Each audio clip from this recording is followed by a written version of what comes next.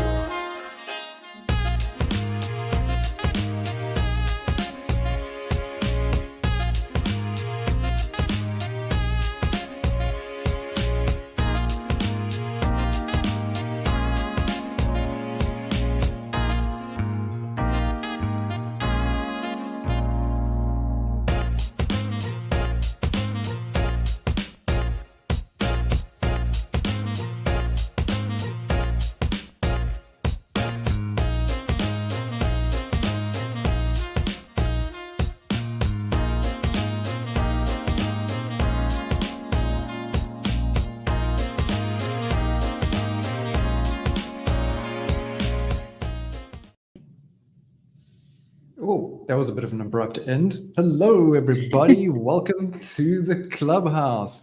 And we have a special one today. We are joined by Anya, who's also part of our Discord server and who helps manage things over on the Livebox Discord. But I don't really know all that much about you, Anya. So do you want to introduce yourself? Or do you think the community should know? Hi. I'm not sure what to say. I'm 29. I have been doing art since I was born. Basically, they gave me a box of crayons, and I always had that proclivity towards it. So I had quite a lot of just natural ability, and as I grew up, I was with artistic family, and so they would give me all these tools to try out early that I think other kids might not have gotten quite as early, given if they went to public school or anything. Mm-hmm. So I got kind of an early start with all these really interesting materials like watercolor and charcoal and graphite and whatnot. Yeah, and then I took a super long 10-year break randomly. Got some education, got married, had a child, wow. And it was COVID, and I started drawing and painting again. So it's only been a few years, but I've been really, really loving it, and yeah, I've done some groundwork. Cool. No, awesome. There you go. It's amazing how COVID seems to have been the trigger for a lot of people to get into art in the first place or back into it. I've noticed a lot of those kinds of things. So really interesting. Okay, guys, so if you are tuning in over on YouTube, you want to come along and draw with us, our theme today is living buildings. This was something I spotted over on the Character Design Challenge website. I think it was one of their themes, and I thought that would be one heck of a challenging one. So here we are. You can find all the information in the stream description below. It's all there. You'll have to join the Magma Artspace first, and then you can follow the link to the canvas from there if you're not a part of the Artspace already. Usual rules apply. Be nice to everybody. We're all here to have ourselves a jolly good time, and don't draw over anyone else's drawing unless, of course, you've coordinated that and are doing a fun little collab together, which would be awesome to see. And no AI in the Clubhouse. Keep things safe for work, of course. And that's pretty much it. The rest is just have a good time. And I'm going to find some music here. Let's see. What is this? I have no idea what this is. We shall soon find out. I had a lot of stuff, like fantasy themed stuff when we were doing our dragon themed canvases. So let's see if what is this? I have no idea what that is, but it'll work for now. I'll keep it soft just in case you guys have got your own music in your ears. Art Junkie, I'm working right now, but here for the support. Awesome. Well, glad to have you here, and I hope you can add something post stream. That'd be cool. We've got Wenz over here. NC Animates. How do I say this? What? Cyberian Runner? Interesting. I'm obviously saying it wrong. And we've got Anya. Andy, of course, regular. We got plenty of canvases too, so don't worry about running out of space. We can always add more canvases. Oh, my moustache has got to that point where anything I drink, like, just gets stuck there. Here's what you need. What have you got there? Yes, a straw would be. Straw. Much more simple technology. It's so effective. Yes. So I'm seeing lots of cool things on this board. Like, wow. Would you have any ideas? Like, what are your ideas? I've been struggling with some ideas today to see if I could come up with something that would be interesting. I like this idea of, like, at night when everyone goes to sleep, the buildings sort of pick themselves up and move off somewhere. So I'm thinking of this idea of, like, as though, like, there's something inside the building wearing it like a box, almost like Box Trolls. Did you watch Box Trolls? No. But here's what's funny. I also had a nighttime idea. I was like, what if it was night and somehow, I don't know, like, what happened to this wall, but what if the canvas was the wall and you had, like, a hole in the wall and you could see all the stuff inside, and it was like this, like, Last of Us inspired, like, bioluminescent mushroom things inside the walls, and that could be what's picking up the house. I don't know. Ideas. Interesting. So we could start like a dark canvas. Yeah, let's can make this a little darker. Let me adjust some settings here. Hope it doesn't mess with you guys too much. Let's see, is that too much? Whoa. Well, one of the sketches disappeared because of the value. But okay, let's go a little lighter then. I'll adjust that. Aha, okay. There we go. It's just a bit light. Nice. Whoops, sorry. Double tapped. Sometimes it's a little sensitive. You're on an iPad? Yes. Nice. I've got usually I use it as a drawing tablet with the laptop. Now I'm using it separately, and I forget sometimes. So I have my hand still on the keyboard, even though it's not going to work. It's not going to work here. But anyway, so run me through that idea of yours again. It was going to be this sort of like it's a weird idea. So mine was like the hole in the wall, and inside the wall would be like all these like mushroomy kind of like different things. So maybe like, you know, the spores that spread out and they're kind of like luminescent. You could have like slime, you could have like all kinds of stuff, but it's like the electricity that is within the house making it run. But like expanding on your idea, we could make that be the thing that's like picking up the house and making it walk as well. So it doesn't have to be about the wall. It can be like that's what's coming out of it. I'd love to put a whole bunch of like different types of mushrooms on there and like start, you know, making it look really weird. Okay. So let's maybe we need to get like a sort of wall cavity. Do you want me to collab with you, or do you want me on my own thing? Either or. It's totally up to you. Okay.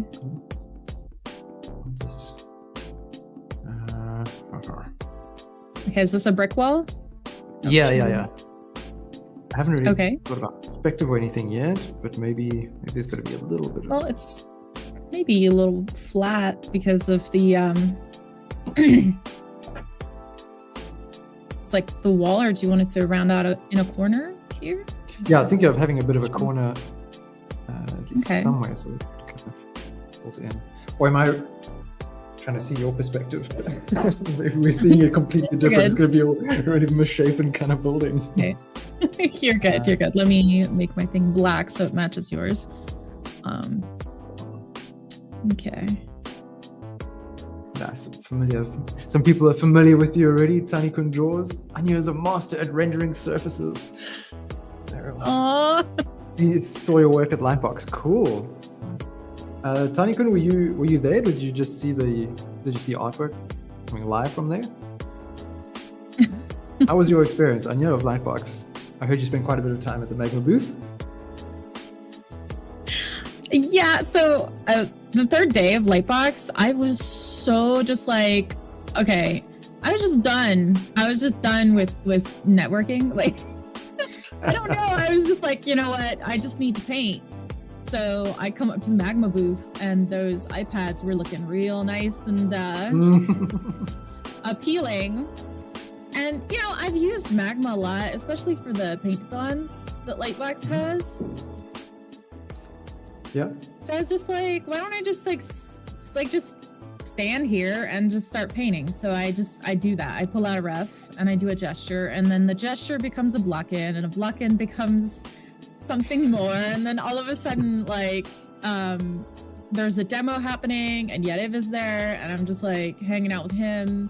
And he's like teaching me all kinds of stuff about Magma, and I like suddenly I'm like, whoa, this is a lot more in depth than I thought it was gonna be. Like, I learned so much about the company, and I was just like, what? And about the different things that Magma can do, and then I was like, oh, you know what? Like this is really cool. And I was able to actually take what I had learned and immediately apply it to my usual workflow. So on a daily, I use Photoshop, right? Yeah. So I was like, how transferable is my workflow, right?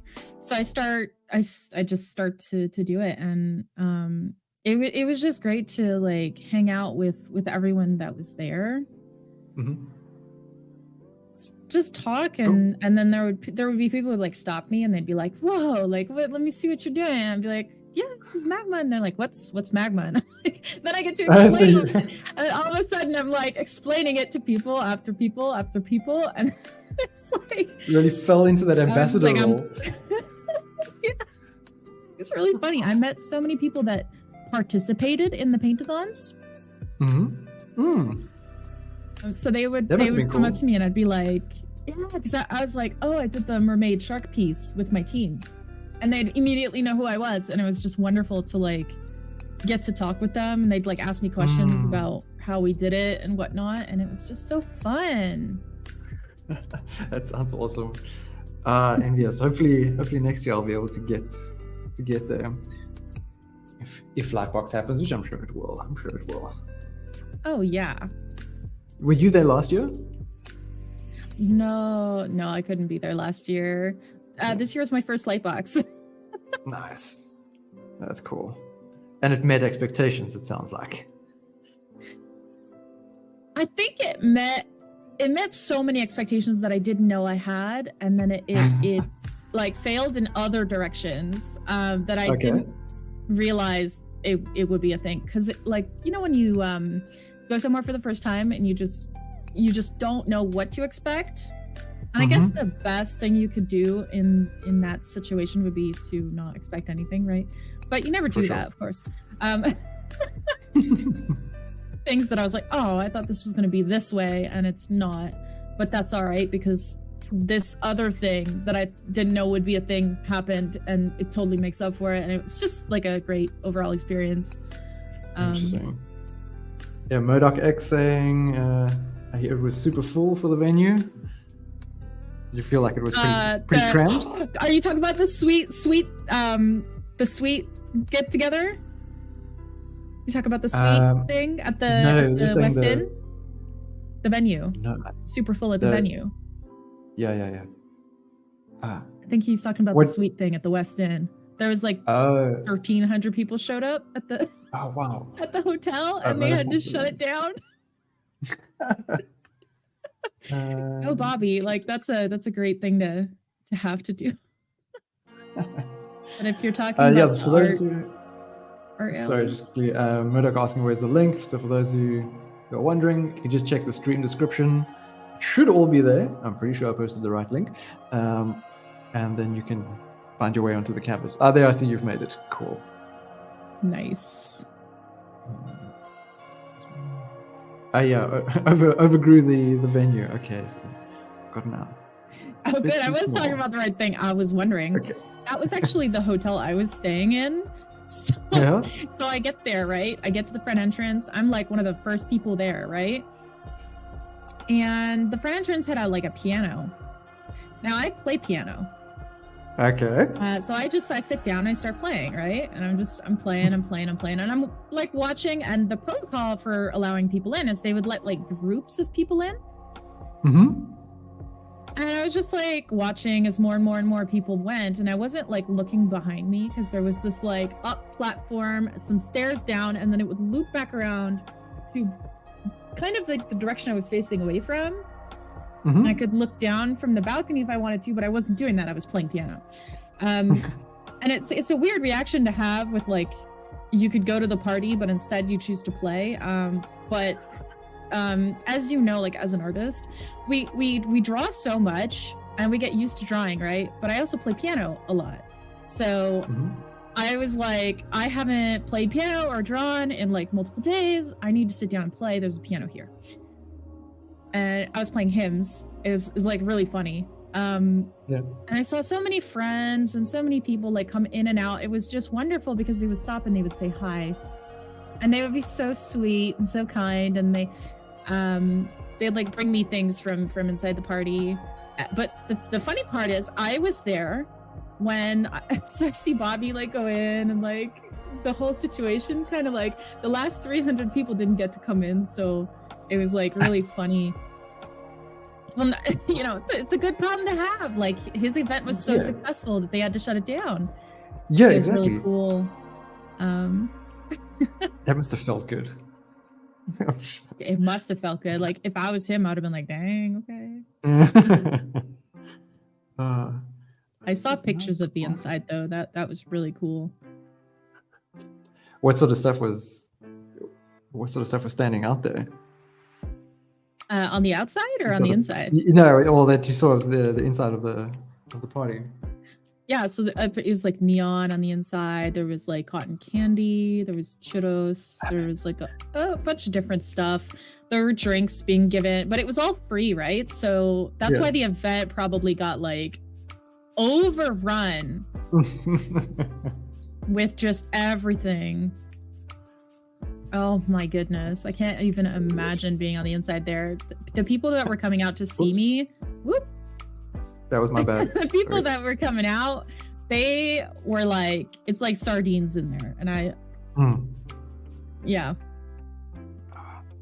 like this. Who did this? Did you do this? Yeah, I added that in. I thought maybe it's some like rebar or something sticking out. I love that.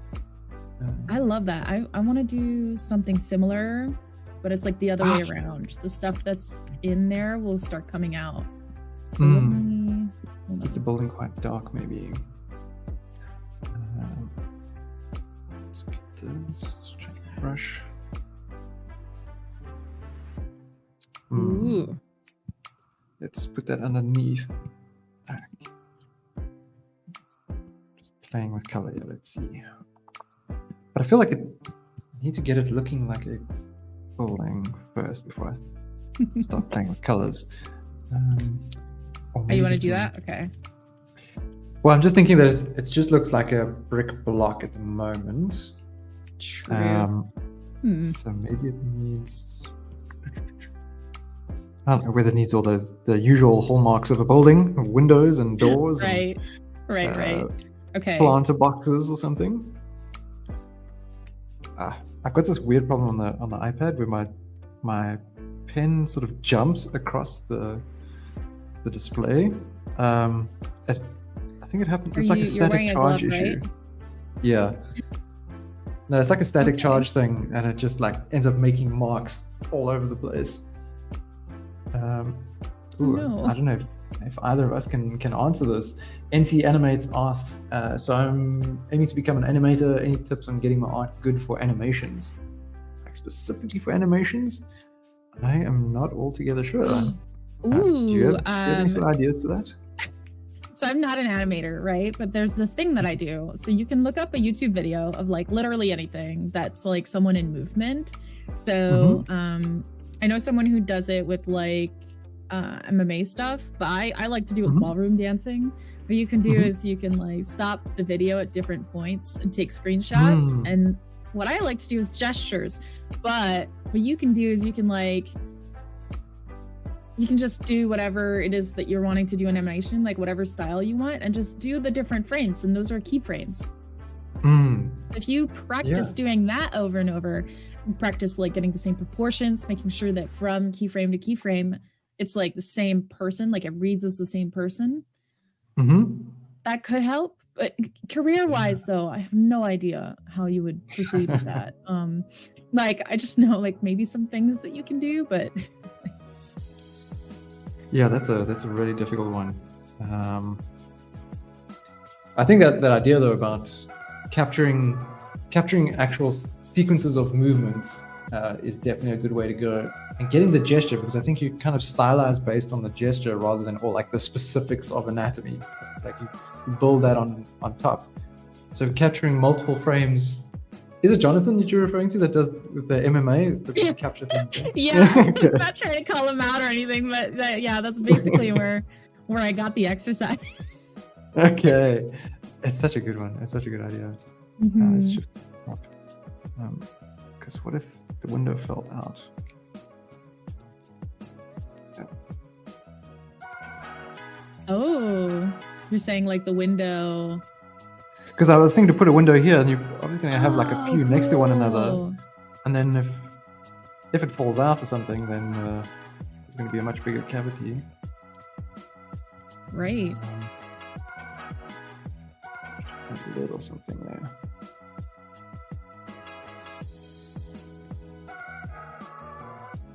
I'm wondering like what if the windows that are still whole, we can do like this kind of like yellow light almost coming out of them, and then but on the inside of the building it's dark. Interesting. It's like so going it almost feels like deeper. Yeah. It's like it poses a question to the person like looking. I don't know. It's an idea. We don't like need to it. go for it.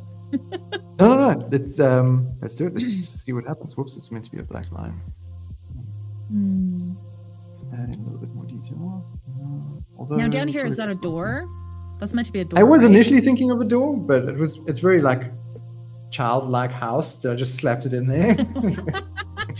Okay, well let me see what I can do about this door, making it more in line with what you've got there.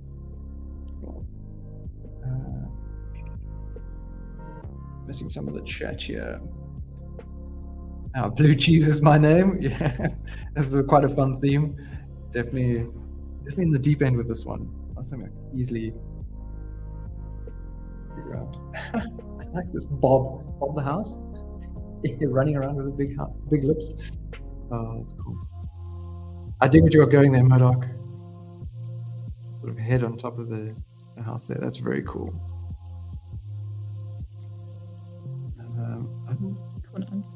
I need a photo of my hand or something.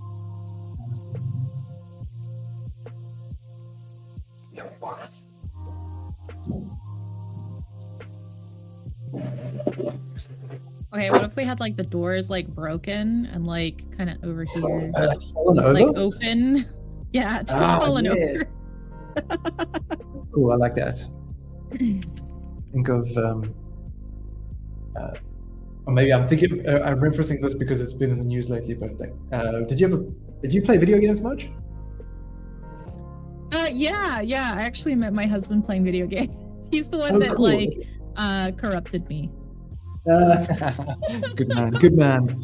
No, because Half-Life is celebrating its 25-year anniversary and kind of got re-released to Steam, and like the doors like broken out of some of these areas that you walk through in the facility, and that sort of made me think of.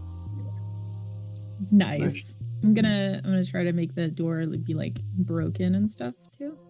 And we could put like the little hinge just like on the side here, like just totally like blown out. Little details. You figure out this hand. Let's take the stick out. Oh yeah, sure. Whose was it? Let's see. Animates. So I'm trying to figure out whose layer that is. It's not mine. Let's see. I think my layer's underneath your line layer. Oh right. Like, you want to bring it up? Gonna, like bump it up. Yeah, that might help. It's because I'm more of like a shapes person and less of a line person. Okay. Sorry, NC Animates. I'm just hijacking your thing here for a moment. Just want to move your person out of the way, and then I'll assign it back to you. Assign layer 2, NC Animates. There we go.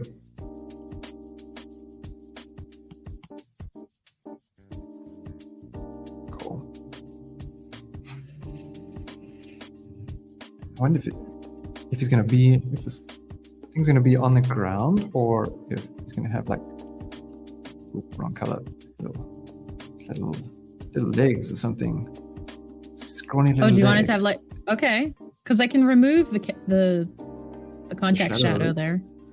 Cool. Yeah, because I had, oh sorry, I don't want to paint on top, but if you if you're saying it's not on the floor, I can remove the contact shadow there.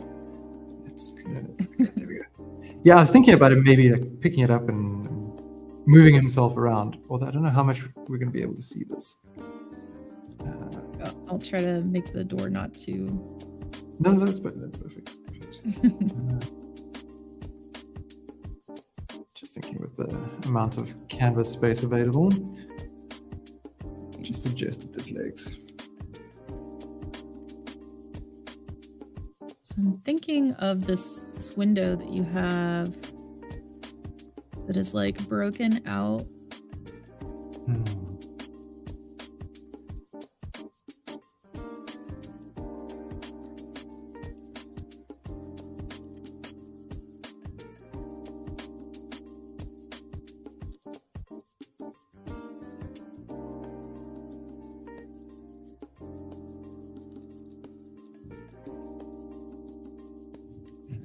I love the idea that some giant like is somehow in here, like some giant like thing is inside here, and the like pieces of this building are just falling everywhere. Like I love that idea.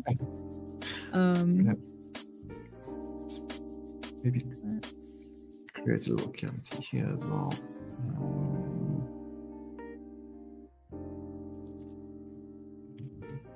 There's parts that have fallen off.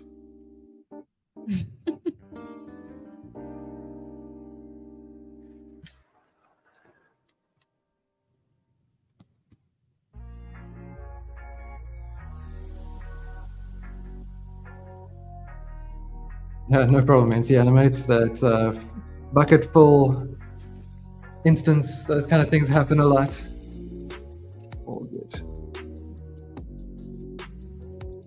I've been known to accidentally fold the canvas myself.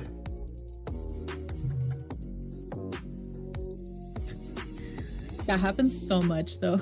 Like it's so normal. And also accidentally activating the call button.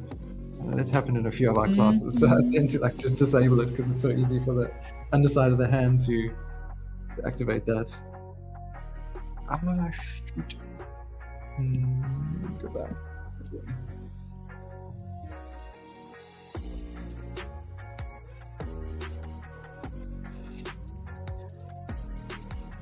Certainly try and find yourself a movement there. Are those little sushi slices appearing in the chat? Do you like sushi? Absolutely love it. Nice. Yeah, there's a spot in. When we were traveling in Malaysia last year, we came across this one mall that I think it's a Japanese chain, Aeon Mall, and at 8 p.m. they mark down their sushi. But it's really good. It's all made like in store, and yeah, they mark it down 30%, 8 p.m. So once my wife and I discovered this, like we were there a lot because it was so cheap and really good that we just totally pig out. If you, Yes. go to the restaurant and whatever, it's obviously costs quite a bit to indulge in. Yeah. But yeah, so we were very stoked about that. It's one of the experiences we speak about frequently.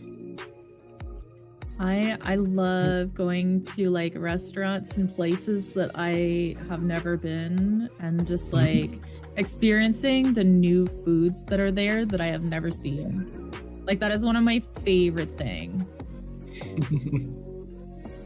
Yeah, no, it's great. And I mean, what's the worst that can happen if you come across something that you don't like, right? It's gonna be like, oh, that did not. Yeah, that did not you're just not gonna take a reorder more. it. That's all. Exactly. I need to find an image of a bent arm because I'm getting annoyed with myself. Bent arm. No, not that way.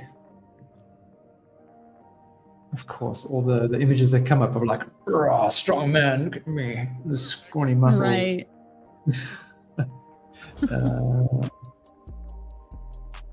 Let's put down.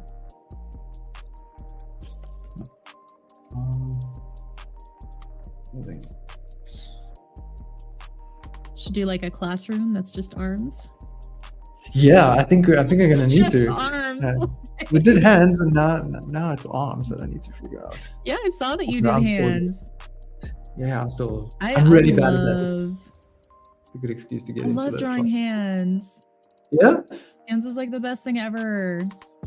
I I love like doing gestures with them. Yeah. Like I'm That not sounds nearly right. as good as I want to be, but it's so Mhm. fun. Like it's just fun. I like. This window is not looking like a window. Maybe once you bring in, the crossbars or. Yeah. Now it looks like the Eye of Sauron. Like seriously. Yes. This box can work. This hand. Let's turn it slightly.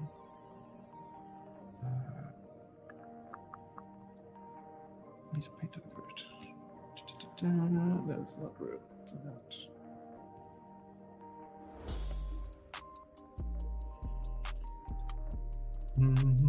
We need layer folders. Right?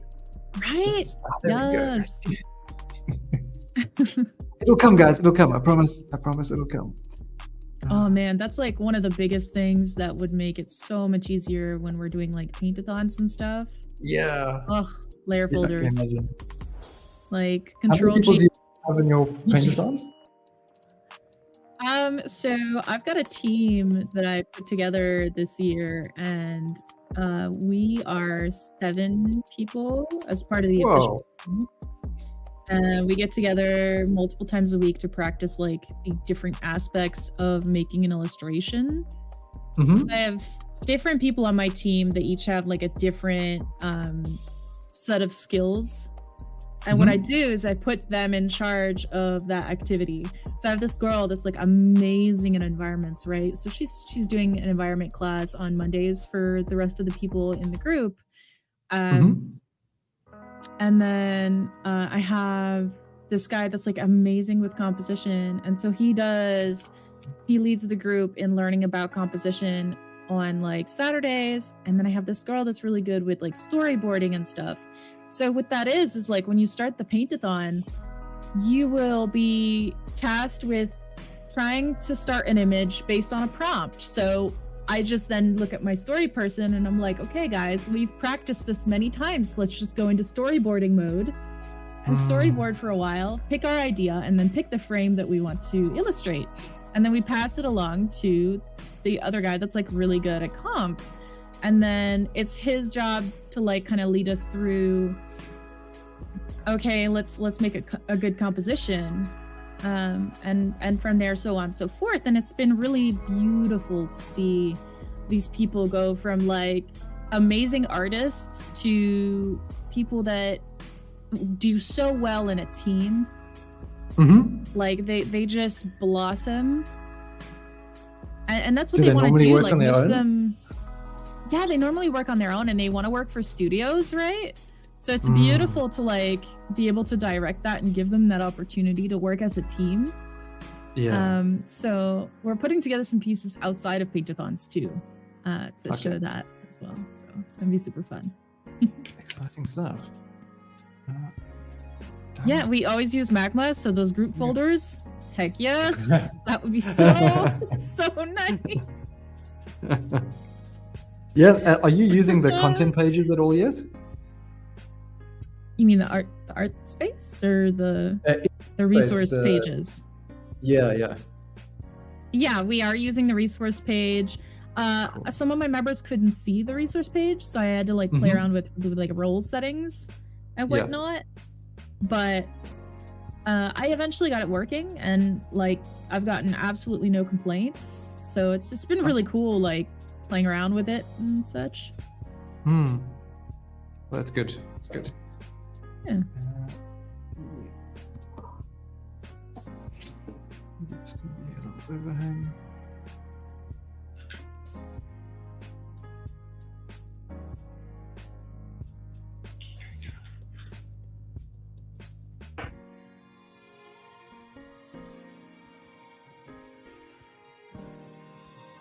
Do you ever like work as part of a group in Magma?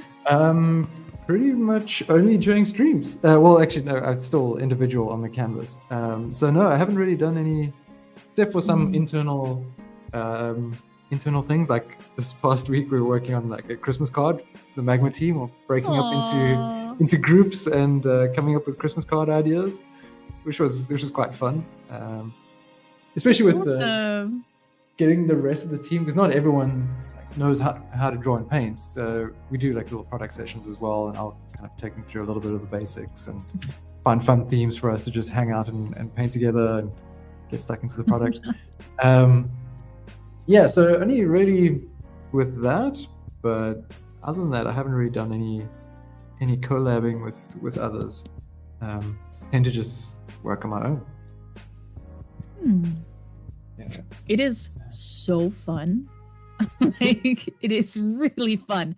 Like you underestimate like exactly how fun it is. It's so cool. Yeah, I must definitely try everyone has work. Oh yeah, it's like everyone has like this different way of thinking, right? And so until you start to work with other people, it's like actually really hard to understand just how different everyone's process is from yours. For sure. And when you find out, you're just like, what? And then, you know what's crazy? Sometimes there's like little inefficiency things that people do that other people have the solution to. So I'd been doing this one thing for so long, and then like a friend of mine saw me doing it and was like, you know, you can just do this, right? And I was like, you have saved me so much time. That's great. That's really useful.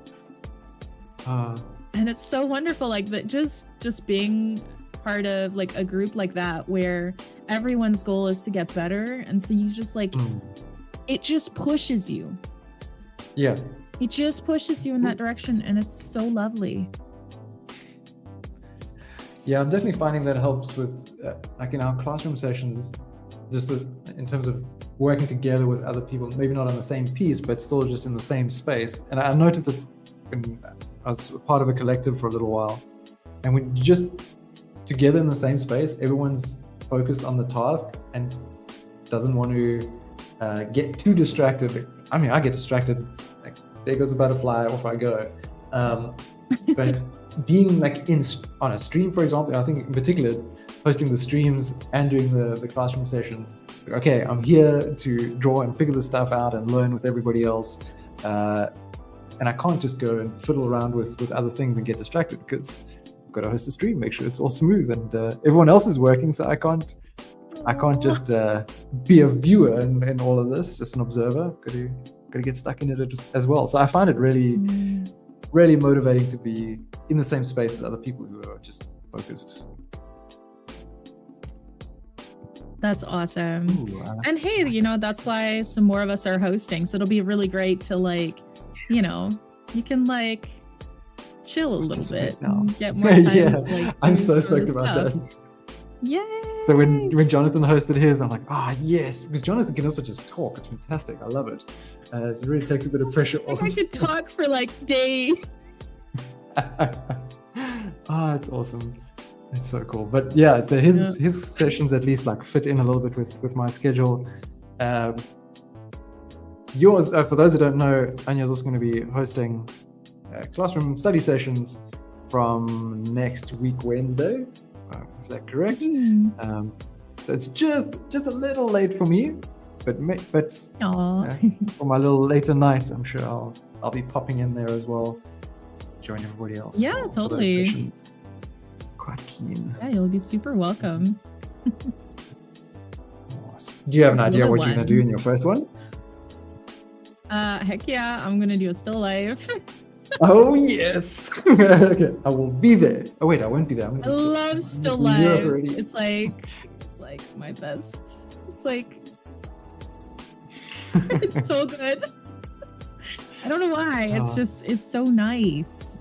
Like it's relaxing. There's not too much on the line. Exactly. Know?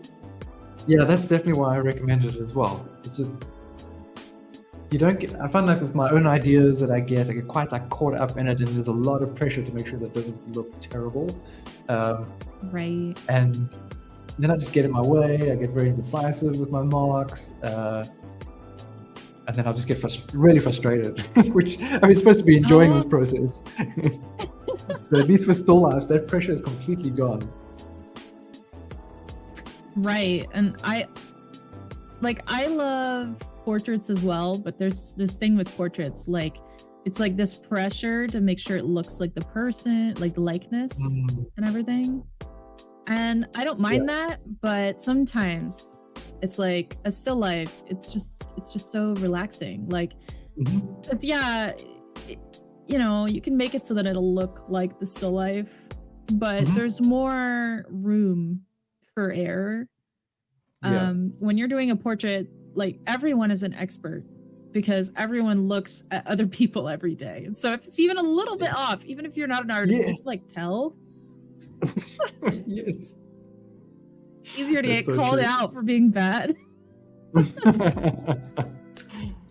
That is so true. Let me change the music here quickly. Phase 2 of this track. Nice.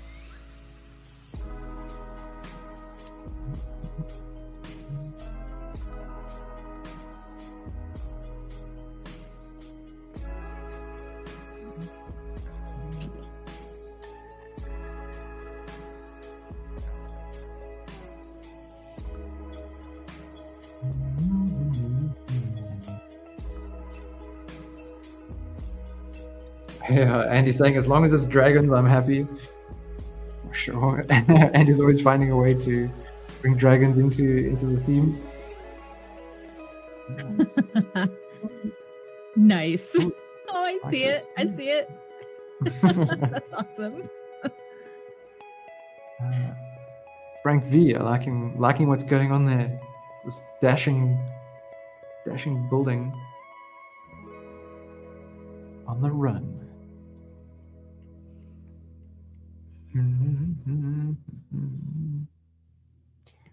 We are definitely going to do a Dune theme as well at some point, I think, for Clubhouse. I don't know. Uh-oh. So my husband's been trying to get me to watch Dune with him for a while, and he's watching right now. So now I'm like, now I have to watch Dune. Yeah. Wow. Awesome. It's so good. You watch Dune. It's really He's worthwhile. Probably in his living room going, yes.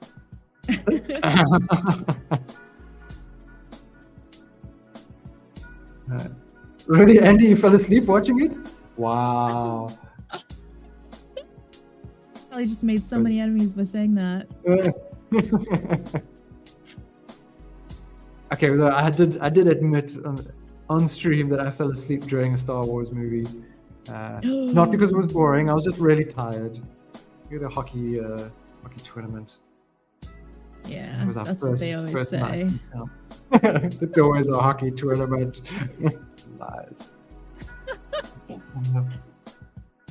Yeah, no, I really liked it. I know that some people had some issues with the general sort of desaturated, limited color palettes thing that a lot of these movies have now, particularly this more futuristic or dystopian. They always have this desaturated palette where I think a lot of us who maybe read Dune or had seen some of the older movies expected, you have this association of way more vivid colors on these alien worlds. Dune has been a bit very slow. Yeah, that's right, Art Junkie. It is a bit of a slow build-up. Yeah, so there are some like mixed perspectives. I can understand the other wanting that more vibrant color, but at the same time, I thought visually it was still fantastic. So I'm very keen for the next one. Well, I'll have to let you guys know. Yes. Quiz you. Oh goodness, there's a quiz. I better pay attention. I'm playing. It's okay, I'll get the spark notes from my husband. He's like he's so into like all these world building things, and like he has like the mind to remember all of it, and I'm just like, how? Like I can't even. Do you play any tabletop games? I do. I play D&D every Saturday night. Awesome. What character are you playing? Oh my gosh. So I don't necessarily want to talk about the character I'm playing right now. Okay, cool. No worries. The character that I played last campaign. Okay. So I had this character that was like so I always play like good characters. Like just to give you a history, I've been playing for 7 years, right? Okay. I always play good characters. So this time I was like, I'm gonna become like the evil baddie of the game and like totally just take over. So the GM was like planning this like entire like story arc thing, and I walked in on the first day, and it might not have been the first day. I think it was like the first week or something, first or second week of like in-game playtime. I found this kind of like cipher, which if you don't know what a cipher is, it's kind of like like a special item that you can get that has some kind of magical property, and it was like a mask that I could put on someone, and I'm sorry, there's a little bit of a trigger warning here. It's a little violent what I'm about to say. So it would like melt the person's face off. Whoa. And create a double and kill that person. So I basically became the mayor. Oh, brilliant. And then just become the person. So I stole the guy's clothes, I stole the guy's manor, all the contents of his pockets, everything. And what I did to prepare for the role was I read Machiavelli's Prince. Anybody who's ever read that book knows it's like sitting in a lecture of how to be evil. And it was like, so picture this, okay? My entire group, they're Christians, right? So they're super like kind people. And I always play good characters. And I started this campaign like totally being like the nicest person, like I always am, or trying to. And then I just like, it was very abrupt. Like my character was doing normal things, and all of a sudden I'm like, okay, I'm gonna do this, sneak up on this character. I rolled a high number, was able to like sneak up on the character, did the thing, killed the guy, dumped him in a ditch, and then just as if nothing happened and took his life. And the entire group is like, that's amazing. Ended the session, and the GM like came to me after, and he was like, so I had a storyline in mind, but this is way better. Completely derailed. Oh, that's awesome. Yep. It's so cool. So good. And so have you at the end of that campaign? Sorry. No, I was going to ask if it continued. Oh, it does. Yeah, I'll tell you more. So at the end of that campaign, they found a way to like corner my character, like, and then just like drop a nuclear bomb on him, and like they like evacuated an entire city behind my back and dropped a nuclear bomb on my character, and like in a cave, so that the entire cave came crumbling down on my character. And so like we ended the campaign with like everywhere within like a 50-mile radius of that area is like nuclear wasteland, and no one can enter it, and my character's like encased in this like radioactive crystal stuff under a cave, never to be seen again. And the characters, all of my friends, basically they went That's amazing that they went through with that. That's awesome. But here's the thing, we have such a great group, and I said to them, listen, I may be playing the bad guy, but as a player to player, like I would also eradicate my character, like if I was you guys.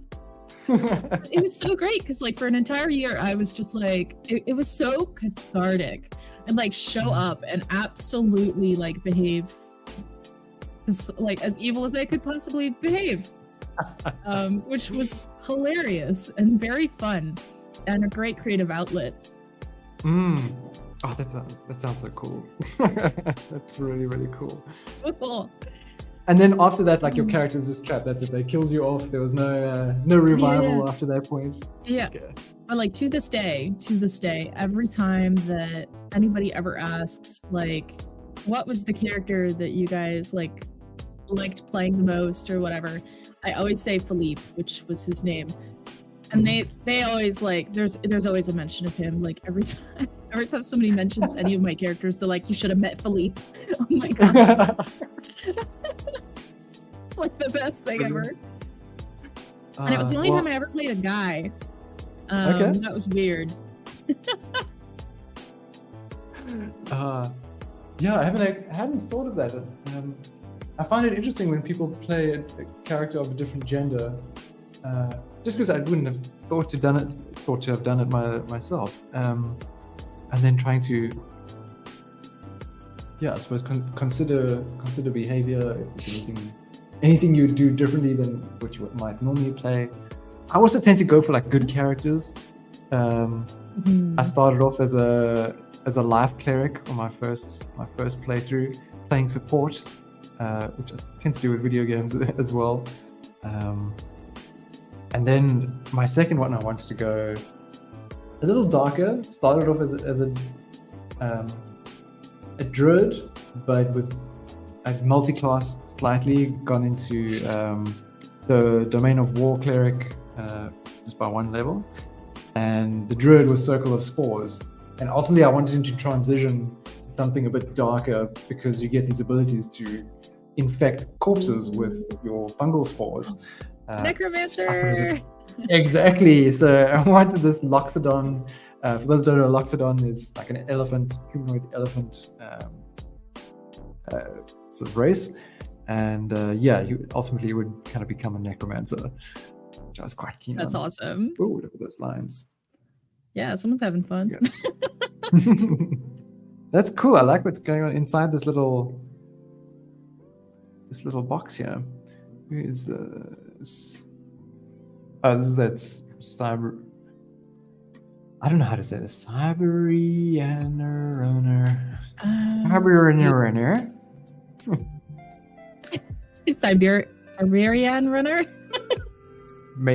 Cyber. That makes sense. That's kind of clever then. Yeah. Yeah, I think that's it. Okay. It's all good. It's like a tongue twister. Yeah. Okay, so we got some ground here. How are we doing for time? Cool, we're approaching the first hour already. It's gone by pretty fast. Dang, okay. Yeah, that's what happens when you're having fun. Exactly. Let's go with the darker blue first.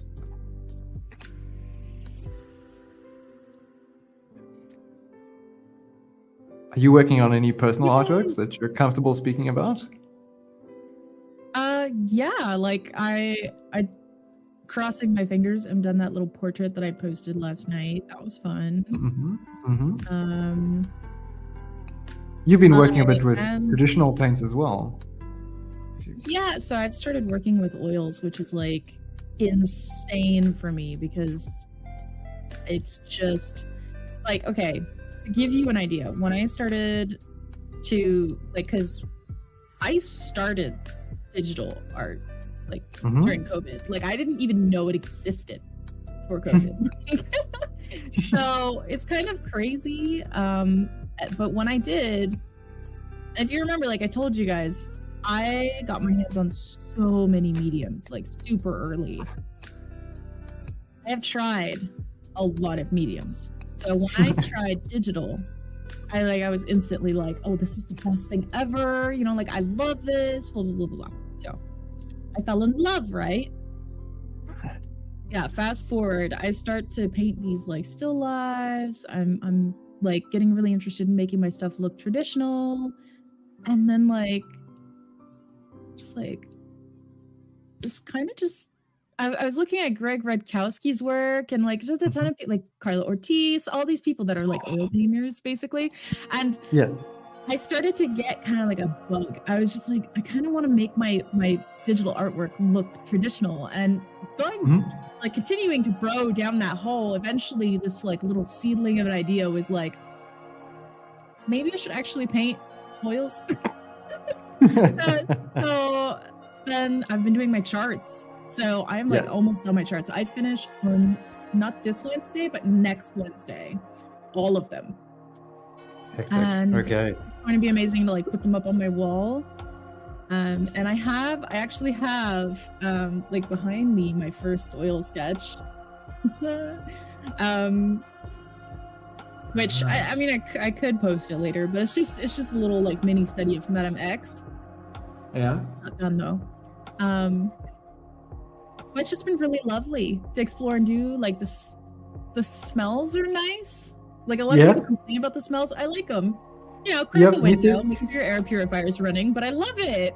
I absolutely love it. And it's just been wonderful. I don't know what the complaining is about. Like I mean, I do think over time it's probably not the best thing for you. But I feel like that I suppose when you're drawing digital, if you've got a fairly rough surface, you get to hear the pen moving a bit over things, but the smells add like something more to the experience. Like your sense of smell is such like a powerful one that you make associations through. And I feel like once like some terps is open and like I can smell the tubes of paint, I always feel like more of an artist. It just kind of feels like, this is what it's supposed to be. I'm supposed to get like this. It's supposed to be a sensory experience as well. So yeah, I really like it. For me, you know what it does for me? It's when I can stand. I love being able to stand over there and just walk around. It's like, it's so freeing, and you can paint like with your body instead of like, it's not that I hate sitting or anything. It's just that like, it's a different feel. You can like put on a podcast, some music, maybe like a book or something. You're standing around, you can like see this pen. Okay, I look, Wacom, I love you, but it's like, it's like I have to hold this like this, right? When I'm painting, I'm holding my paint. I can like at the end and just And there's so many more things that you can do. There's so many more strokes. It makes me happy. I love being able to do that. I know exactly what you mean. That's just like small thing to be like happy about, but it really is. No, that's not a small thing at all, I think. I totally relate to it, and it's something I've wondered about with digital, like how to get that similar sort of physical experience from painting digitally. And I've seen one guy, I think he might have been a tattoo artist, but he also did like large digital paintings.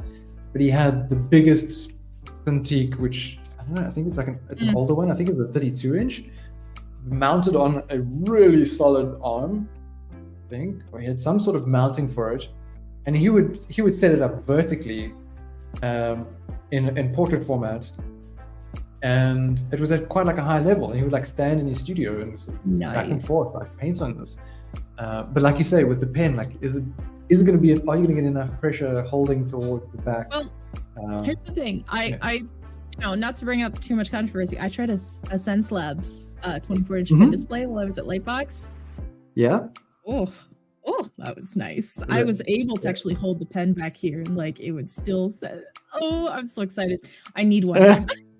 I need one. That's great to hear. Like, it actually, like, you can hold the pen out here and it'll still register. Like, you don't need to have your hand like this, like if you were writing, which really sold it to me. And they have the new stand. When I was at the expo, they said it'll come out in 3 weeks. So somewhere around now, they should have the new stand where you can actually spin it profile. Oh, yeah. Interesting. I'm super excited for that. I'm very keen to try out their products. What are you using currently? You've got your Wacom pen there, so. Yeah, I'm using a large Wacom Intuos Pro tablet. So it's not which here. year? I'll be super like extra and show you guys my super reflective surface because it's been like extra worked on. It's ridiculous. Like, I need to either get a new surface or like there's not really, even if you clean it, it's still reflective just because of how much of the surface you've like worn off. But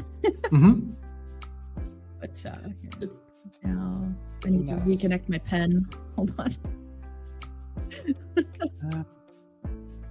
I've got the Intuos Pro Medium, which nice. Wacom recently sent. I still haven't taken it out of the box to test yet. Because I kind of want to, when I do it, I was using the old Wacom Intuos Medium from 2013 before, and I've got this one which is from 2017, I think. Slightly different design, and I think it's the same one that you've got there, the same sort of design format. And nice. I want to just like sit down with it and have nothing else to do, no other tasks. Yes. But I don't know if such a time ever comes, so maybe I just have to. Oh, no. allocate some time and just really immerse myself in it. I'm trying to finish a different piece in a different configuration first. I think that's more the problem. I'm trying not to shift onto a new idea when I haven't finished something that I'm currently busy with. First one, yeah. I gotcha. It's a little problem. You get ideas and you jump around and nothing ever really gets to a final stage. So trying to rectify that.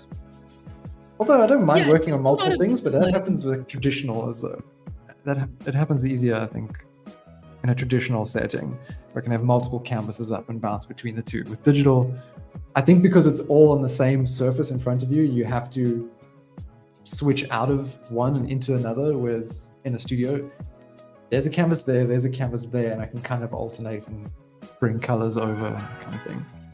Oh, for me, it's the opposite. Like, I don't have I only have one spot for a canvas, but on my computer, I'm working on multiple different projects. So it's like the inverse. Yeah, very interesting. But I'm like obsessive with computer organization. Like, if you were to like see my things, everything is like in an organized folder neatly together. And if I have a painting, it's saved in multiple different PNG iterations, but multiple PSD iterations. Yeah, it's very like, yep. I'm envious. Super orderly. No, that's good. That's good. I'm terrible with that, and certainly pains. Yeah, everyone's different. It's all good. No, I wish I was more organized on that front. And I say, like, every time I get like a new hard drive or like recently a new laptop, or something, like this time I'm gonna be neater about it. Never happens. Never. Yeah. I know like so many people that say that, and you know what my secret is? Because I grew up and like I was in public school. They thought I had like ADHD and whatnot, and to this day, like I don't know. Like it doesn't matter. What it is I've like learned things that I need to do to be organized. So if I think of something, if I even for a moment, allow myself to do anything else, it's not getting done. Which means if I think, oh, I should put out the trash, guess what? Let's put out the trash right this minute. For sure. And that's how I get it done. It's like I have to go do it as soon as I think about it, or else it's just not going to happen. So that's kind of like how I am. So if I'm like finishing off a file, I save it. I'm like, I immediately have to go put it where it belongs, or else it's just going to go on the desktop and just like die. No, that's great. That's such good advice, because how much stuff do we just like put off? It's always like, no, I can get to it later. It's not going to take long, but I can do it later. And then you forget about it. Yeah, because it seems like, oh no, it'll only take a moment, so I can do it anytime, and you can fit it in with anything else in your schedule. But yeah, as you said, it never gets done. It never gets done. I've heard some people organize that way. I really do have every sympathy, because it's like I used to be so badly organized growing up, like so bad. Oh man, all of my desks, like in elementary school, were like you'd open the desk and it's just like an explosion, or like you look in the desk and it's just like papers like scrunched in there, like all the pencils like everywhere, like it was definitely not in order. So it's because I struggled so much with it that I'm like now like super obsessive about it, because like if I allow even a little bit of wiggle room, it becomes chaos. Yeah. And then I can't, like my mind becomes chaos, and then I can't focus on anything. So I'm either very, very orderly or I'm chaotic. Like there is no gray zone. It's so hard. So I totally get you. And you have my every sympathy. Yeah, Andy's saying, I like to spend more time on the art than organizing layers. Yeah, I think we often hit that one. I know what you mean. Terrible with layers. I end up just like, the most I'll do usually is just put stuff into folders. If there's going to be a lot. If not, I just merge down frequently, unless there's like a particular blending mode I'm trying to preserve at the top. Most of the time stuff can just be merged down. I'm not going to go back on the idea so much. I'll likely just keep painting over. So may as well just merge my layers down. Once I know the thing works the way I intended it to, then there's no need to keep it on a separate layer. There we go. So are you the same with layers? Like as organized as you are with the rest of the PC? Yep. I am like the biggest stickler for like organize your layers. So when I'm doing like the paint-a-thon, there's a reason I'm the art director for that team, is because like I organize all the events. I like made the Discord. I have like every text channel for different things. I organize like the calendar for all of our events, like who does which event. When we're doing the actual like paint-a-thon itself, every now and again I'll organize all the layers and communicate with everyone if they still need their layers separate, if they don't, what the layer is for.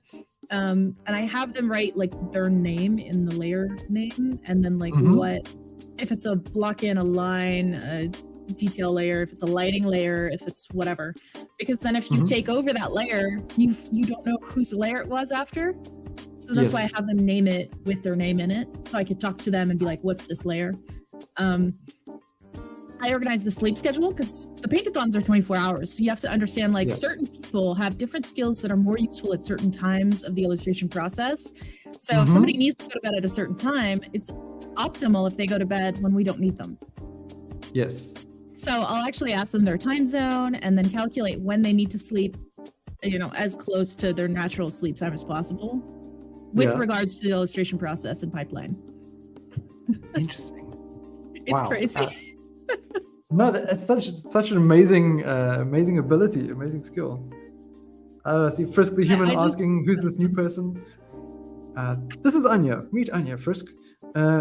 She'll be one of our new streamers. You can look forward to her classroom study session next week, Wednesday, which is perfectly timed because I'm not going to be around for Clubhouse. We'll have to postpone the Clubhouse next week. But there will still be a stream that day. Worry not. Nice. So, yeah. yeah, I leave on Tuesday for Europe, so going to see some of the rest of the team. Ooh. Yeah, Cool. it's been a little while. It's been 10 years.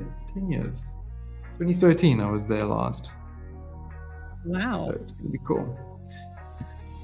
Nice. Still shocked to the system because going from nice warm South African weather to cold Europe, winter time. Oh, it's warm where you are? Yeah. I'm jealous. It's nice. I went for a swim earlier. And we stay right across the road from the beach in this place where we're staying at the moment. So I got to take advantage of having the ocean here as much as I can, because when we go travel now, we could probably still make some trips, but most of it's going to be like big cities. So yeah, I hadn't been in the water since January. Yeah, beginning of the year. It was so refreshing, but cold. Nice. Oh, cold and rainy in the UK. Hey, Burning Phoenix, welcome. Another one of our regulars. Please. Go down. Here we go. Sorry, I hope I'm not gonna spook you. I'm gonna come back and like just put some shadow. Yeah, sure. Thanks. I'm just gonna like start lighting your arm. And I want to add a little bit of brown in here. Just a touch, just a smidge. It's a bit bigger.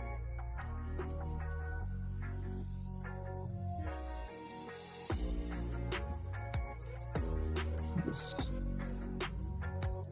First, you sleep until about 12 p.m. Nice. I've been trying to get up a little earlier in the mornings. Normally, I only stumble out at about 8, but I actually am a morning person, and I miss the really early mornings. Especially here, I think if you're close to the beach, or like we have pretty nice sunrises here. Sun comes up over the ocean, so if you get to go out for a swim at sunrise, occasionally get dolphins swimming past you. Yeah, it's great. We were quite lucky that the day we arrived, we got to see quite a big pod of dolphins going past. They usually go from the point of the bay all the way around to the big harbor that's just outside the city limits, and then back and forth. And they do this several times in the morning, and we got to see that happening pretty much shortly after we dropped our bags off here. And then later that day there were whales as well, and the next day too. They kind of come here around this time of year. Don't know if they breed here, I think, in the warmer waters along our coastline. So this time of the year they're around. So they occasionally see this like big fin go up, or this flipper, and then come back down. That's a fin. Aww. Tail. That must be so cool. It's awesome. I don't think I've ever been in the presence of a dolphin, so that's cool. They're amazing. I've been lucky a few times. Once going surfing with a mate of mine in Jeffreys Bay, which anyone's into surfing might know Super Tubes from the WSL. We were out the one day, it was his sort of birthday weekend, and we were chilling in the water, and this pod of dolphins comes past, but they swim like around us. So we're just sitting there like splashing in the water, trying to like get their curiosity. Came really close, not like bump you or anything, but they swim around and inspect. It's pretty cool. And then once I had one surfing on a wave, sort of behind me a little bit. We both caught onto the same wave, but I had to pay attention ahead of me. I was on the same wave with that dolphin. Like, these are the real surfers of the sea, right? So wow. It's cool when you get to share the space with them. Oh. Yeah. Oh, left hand, please. There we go. I think I've been swimming in the ocean like once, and it was on my honeymoon. And what it was is I took my husband skating because there was a skating rink inside our hotel. Okay. And then he took me into the ocean. And the deal was like, I could be wrong, but I think it was like he'd never skated before on ice, and I had never been in the ocean. So we were gonna like, you know, in the same day do both. So you know, the skating went as expected, and so did the ocean swimming.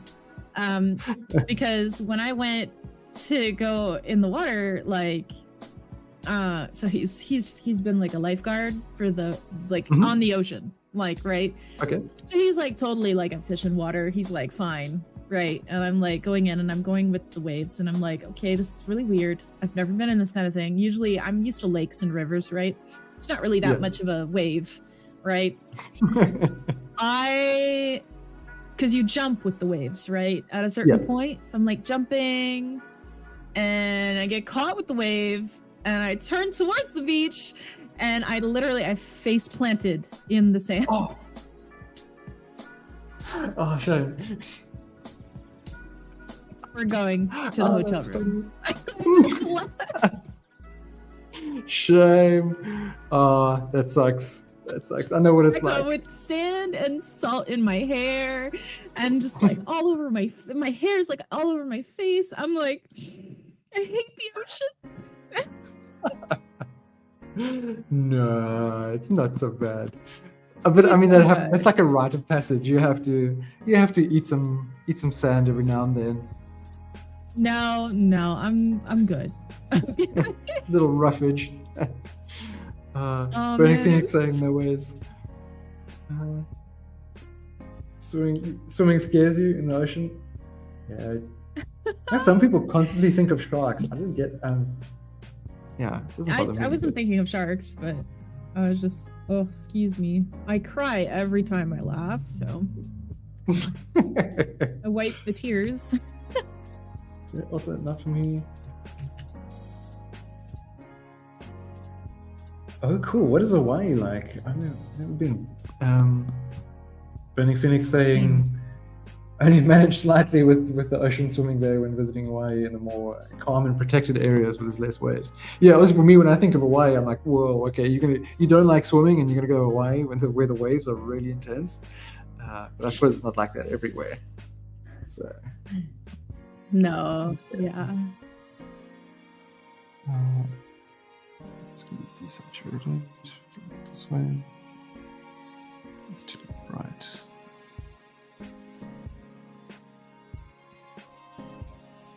I want to kind of make these things go from more of like spreading out to like coming towards the screen. So I'm gonna attempt being the key at some foreshortening on these weird things. Or like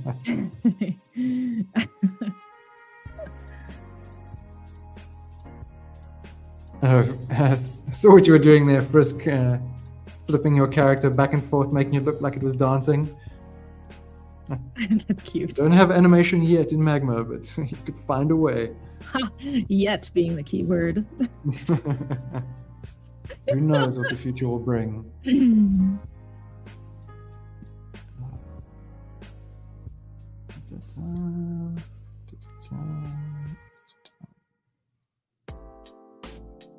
Yeah, pinning without references is something that I've like recently begun to do. Because I'm a very big like reference person. Same. It is so hard. It's so fun though. Like yeah. Hard. It's hard. Yeah, no, I rely pretty heavily on my reference. But yes, you got to balance that time, hey, where you are doing stuff from reference, but you're also breaking away from it a lot, because otherwise you almost like train yourself into a kind of corner where it's really difficult to start imagining things outside, where you're actually using the reference to inform the idea rather than sticking too much to what's there in front of you. Yeah, I love this for this reason. Like I'm loving getting to do this because it's so rare for me to do it.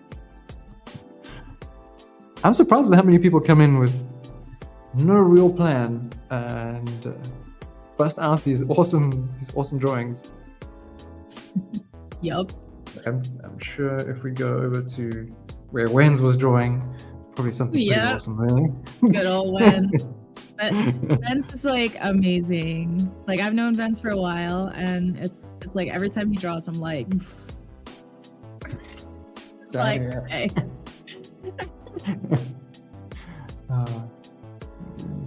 I'm yes. So when next you make your course, Vince. Sorry. No, I was just saying, I saw Nexus there in the chat. Another one of our regulars. You joined the stream today? Oh, you're on the second canvas. There we go. Keep missing the new profile picture. Oh, that's cool. That's a cool structure. I'll flip to that on the stream view. Once it loads. Why is it so slow? Well, while that loads, thought I'd show anyone watching.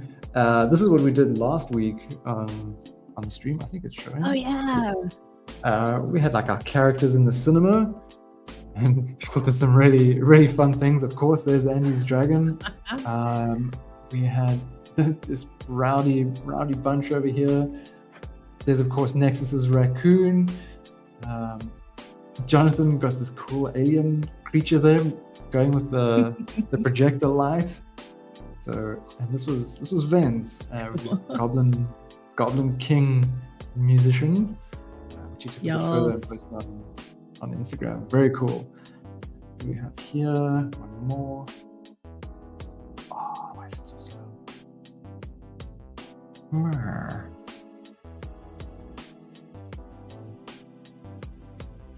Yeah, all really cool stuff, Andy, for sure. Okay, I don't know why it's not loading. Anyway. It's just so slow all of a sudden. Frisky also there too. Nice. I remember you were there. Oh my gosh. Yeah, we should definitely do more of those collab aspects. Did mention with the cinema one that it was something we'd seen on our Discord that one of our other users had posted. I thought it was such a cool idea. And we've seen with Lightbox, like the school classroom setting, and everyone sitting behind drawing your characters behind their desks. Could also be, or not behind their desk, doing other misbehavioral things.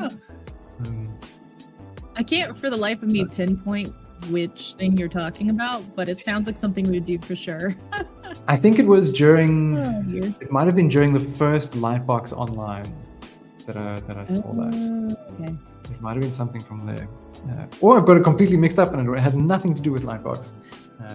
Also possible. But I feel like it was a schoolism event. It might not have been a part of Lightbox. So. Oh, my canvas won't load. It does sound like it's something that you would do, though. That they would do, sorry. Yeah. Let's see if I can find it. While my canvas refuses to participate. Let's see. No worries. It's all good. We're all hanging out. It'll come back eventually. It's so weird.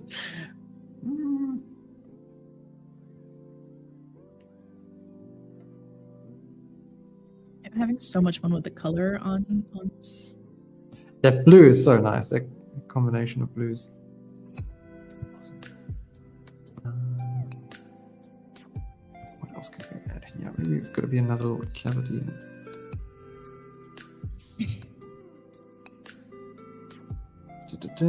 What are you sharing links there for, Frisk? Are you sharing links to the canvas that you're on in the sequence? Look like it. Oh, it still not loading. So I suppose I'll take the opportunity to remind anyone who's just tuned in, if you want to come along and draw with us, we're drawing living buildings. And the information on how to join is all in the stream description. So if you want to follow the link to the Artspace and then to the canvas, you're more than welcome. You don't have to be a pro or anything. Doesn't matter if you're a total beginner drawing. It's all good. You see, Frisk, the only flaw in your dancing heart there is that the text switches as well. You have to keep the text on a separate layer. Oh, but that's fun. Watch him actually do it. Like, I would love to see that. Please do it. That would be awesome. Thank you.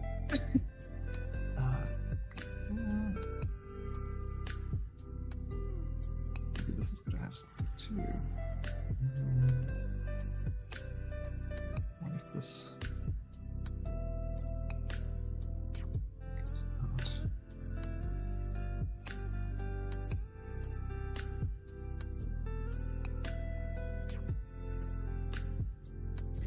Well, I said I would add slime, so let's figure out how to add slime to this. Okay.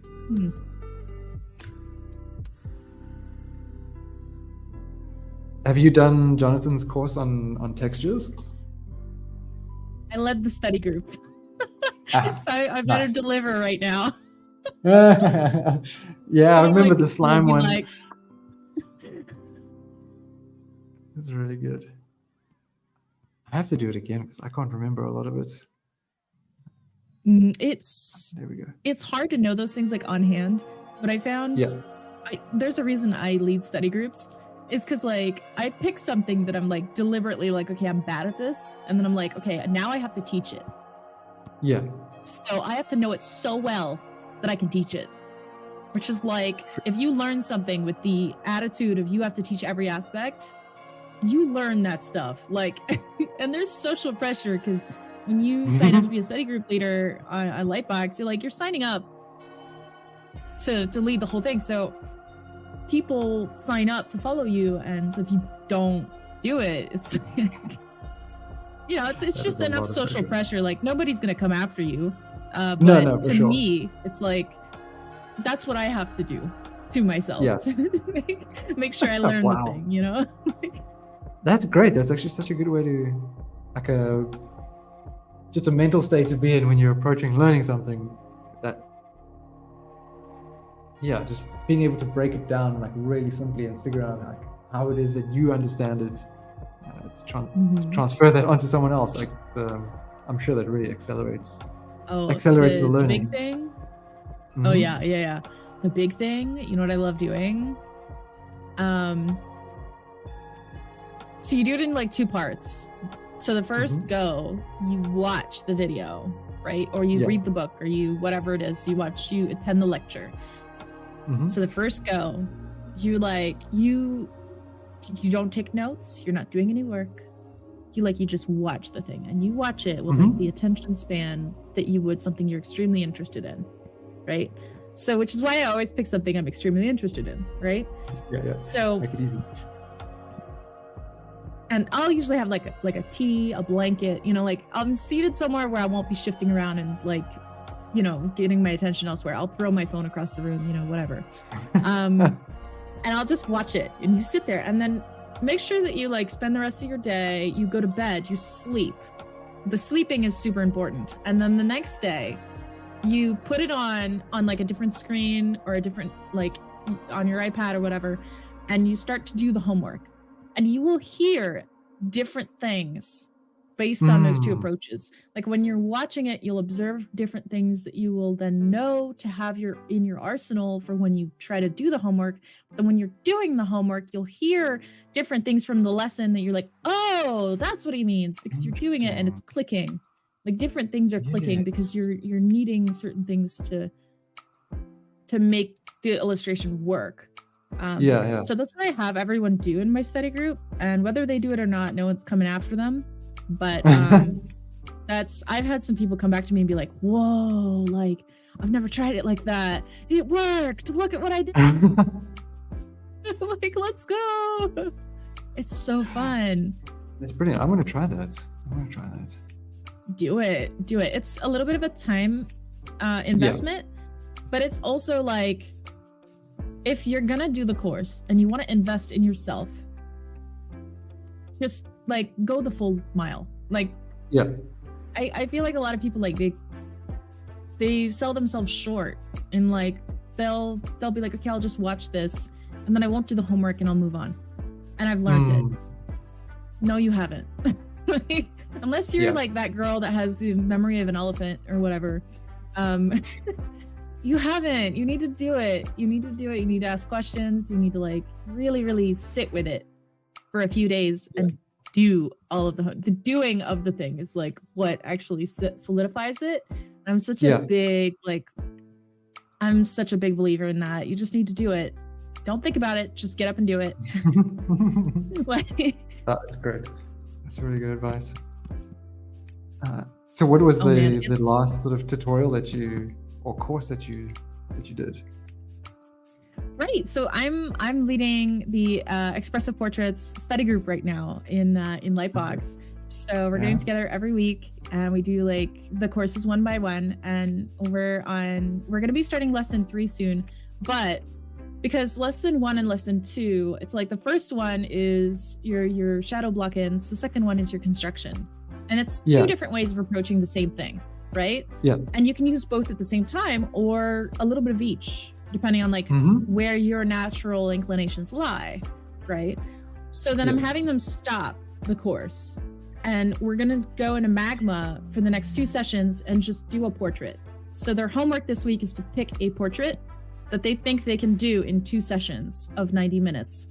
So live, I'm going to record and they're going to like do their portraits. And then the week after that, we're going to start lesson 3, which is anatomy. That way it gives them a nice little opportunity to kind of apply the stuff they've learned in like a longer format thing where I'm right there and I can answer questions. Yeah. I love it. And giving so more, fun. Like forcing a bit of time in those different approaches, because often, I mean, I've done this and I'll see different ways of doing things and I kind of assume like, oh no, I like that way, I'll just go and do that without having tried a different approach. Just assuming the one will be better. And yeah, you just don't fully know. So I like that, just definitely getting people to spend some actual time on those 2 different modes. Because I haven't figured it out yet with portraits for me yet, because sometimes I'll go just throw down bits of paint and then gradually try and, I suppose, sculpt it out. And other times I'll try and get the proportions and everything right, sketching it out. But I don't know which one I prefer yet. I think I just need to do more of those different approaches. Yeah, I'm definitely a block-in, like a shadow-shaped block-in person. Definitely, because I am trying to do the whole construction thing. Like I'm working on it. I think it's good for me to be able to do both. Right? But yeah, I'm definitely a shadow shapes person. Art Junkie heading out. Cool, glad you could make it. They're a part of your study group. Enjoy the she is. She's awesome. Nice.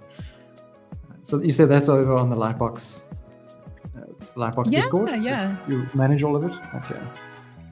Well, no, I don't manage all of the Lightbox Discord. There's I meant that's the study group there, but yeah.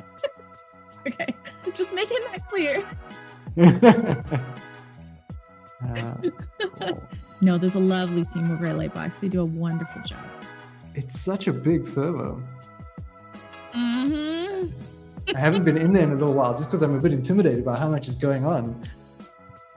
You can actually like right click on it and put all the notifications as like seen and then go through each section, do that too, and you can like minimize it that way. And then you can go through at your own pace and discover things. It's a lot simpler if you do that. Yeah, I turned on the notifications because it was just so much. Right. But I must actually a lot of people do that. That's all right.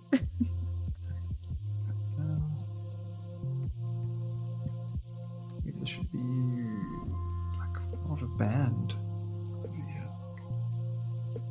Ooh, cool. I'm trying to figure out. Oh, go ahead. I was thinking about these same like tendrils coming out as also controlling the arms, like wrapping around them. So I'm trying to break that out into another cavity and see if it'll work.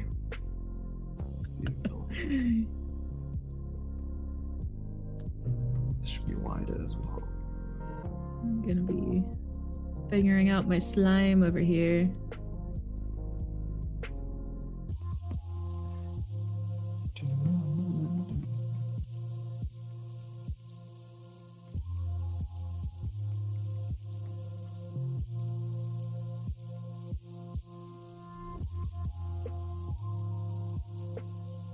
How are we doing for time? Oh, half an hour left. Oh, this has been fun. This is some really cool stuff. Yeah, it has been. Oh. Like the donut speech bubble there. Cool. We've got a little dragon at the top of this house. Zoom in a little bit. Aha, very cool. And it just warmed up. Yeah. Commented on that a few times where it's like after 2 hours and like, okay, cool, now I'm ready. I can get stuck into things a bit more seriously. Yeah, so many people don't realize like the value of a good warm-up. Ooh, Yeah. it's OP. Do you have specific things that you do to warm up when you're getting started with a piece? Almost like a ritual, like a warm-up Like ritual.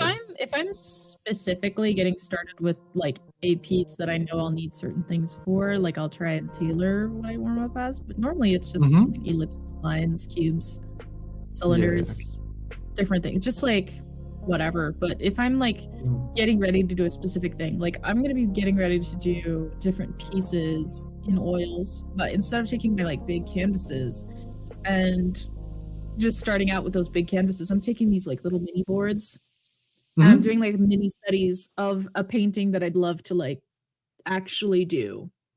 Okay. And I'm thinking over time, if I can paint the small one, like with no detail or anything, just the mini comp with like the correct colors, correct values, correct proportions, and just practice the brushwork, I can then transfer that to working on a bigger canvas, and then I'll have so much more fun. I love that idea. So you're doing like thumbnailing for the piece that you're about to do, just slightly. I think I would do that. Yeah, if I was gonna do an original piece. Okay. I think I would start by doing that. Yeah. Okay. Although I might do that in digital. Honestly, like if I was gonna do like a big oil piece, I might start in digital. That's a good idea. And then just have it there, and then just okay. Well, now I just have to turn around and do it. do like my bird sienna like sketch on the same aspect ratio canvas. And then just go for it. You know, I just have to go for it. That's just do it. Do you still spend time in a traditional sketchbook, like with just a pencil in hand? Not as much as I should. Yeah, me too. It's kind of like I'm not super into graphite. Like, okay, cool. I don't mind, and I want to be doing more of my gestures in charcoal. I have some newsprint here that I should probably be using, but not nearly as much as I should. I do my warm-ups traditional. Like all of my warm-ups are just in sketchbooks, but I never keep, like, you just throw them out right when they're full. Yeah. It's just like lines and ellipses and stuff. No one wants to see that. Maybe you never know which. I just don't care. You never know. Yeah, but I do think it's an interesting thing to draw on something that is intended for throwaway. I think there's a strange like liberation in that. Yeah, you don't have to be precious. Yeah, you could just be like, oh, I'm just gonna, you can. Here's the thing I tell my fablesmiths. I love just opening up a canvas and being like, okay, guys, draw bad. Draw horrible bad things. Because it doesn't matter. And so if you take away all that pressure, then people like relax.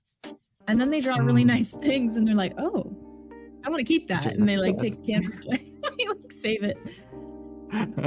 It's been great. And yeah, I always think I can draw it again.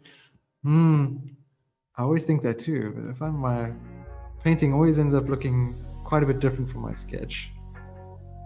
It kind of loses a bit of energy. I find that's the challenge, keeping the energy of a sketch, the idea that you're getting out like pretty quickly, bring that over into the canvas.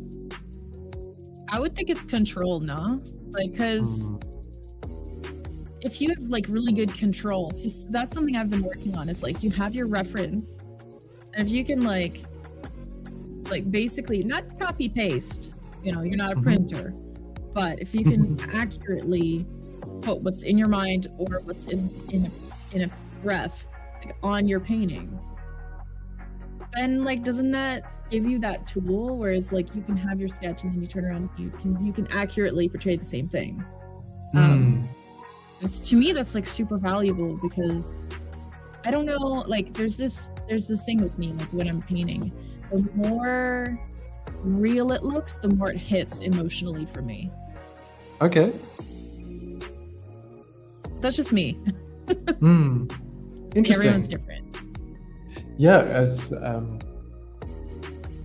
maybe it varies with some pieces, but I hear some people speak about more realistic work as being a bit more boring, and I can relate to that. I have that feeling sometimes as well. If people go like super hyper realistic, I can still appreciate the skill involved in doing that, because it's amazing to be able to, like, from a technical standpoint. But how long it holds you, I don't know. Like it's representing something as. Go for it. Oh, go ahead. Sorry. No, it's sort of like it's trying to portray it in a very real way, which you know already how it looks like. It's not really like a new perspective. But it definitely is a show off of technical ability. So I could definitely appreciate it from that side. But then when people start exaggerating certain shapes or colors and pushing certain colors, and it's like, oh wow, okay, now like it's showing how you seeing and what you think is important to share in what it can be a real thing, but just it's not trying to accurately represent it as we're all seeing it. Yeah, I agree. That's what I mean. So okay. If I can like accurately represent anything I want, then when I go to push certain things, I can do so very intentionally. So if you look at some of my work, I push colors, like hard. I push colors. Like I love to do that, but I love to do it like in a multitude of different ways. Sometimes subtly, sometimes very extreme. Like, and you'll see it in like different paintings. Like I play around with it, but I also play around with textures. I love textures. Textures are fun to play with. So if you're accurately portraying something and then you want to like just add this visceral feeling to it, you just start adding textures. It's so good. It's so good. And then when you can accurately portray different textures and put them in like on purpose, it gets really fun. Like, it's just really fun. It's great. But I see what you mean though. Like it is boring if you're just like basically copy pasting the same work on the right as your final piece. Yes. However, that is an exceptionally good exercise for control.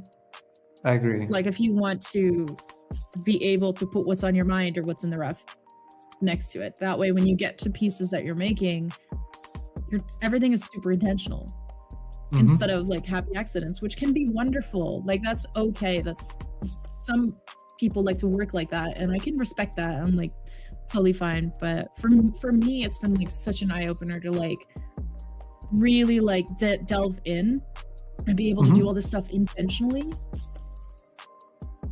Yeah, it's my jam. It like affirms your own understanding as well. Like, oh yeah, I do actually know how this all works, and all that hard work has paid off. It does. So I had like the worst case of imposter syndrome ever. I still kind of have it, but it takes that away, because then you can like logically think, no, actually I've worked really hard on this fundamental. I'm still not perfect.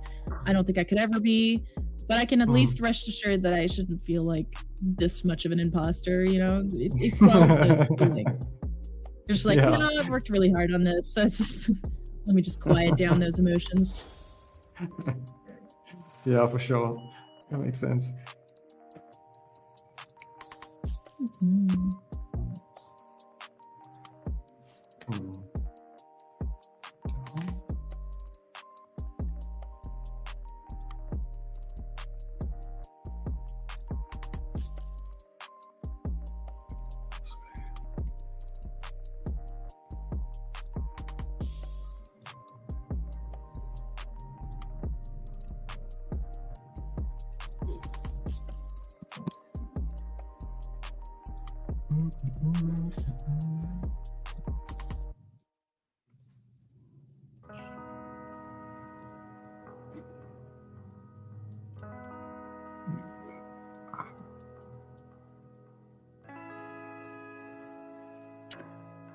So Ryan, what is your favorite medium?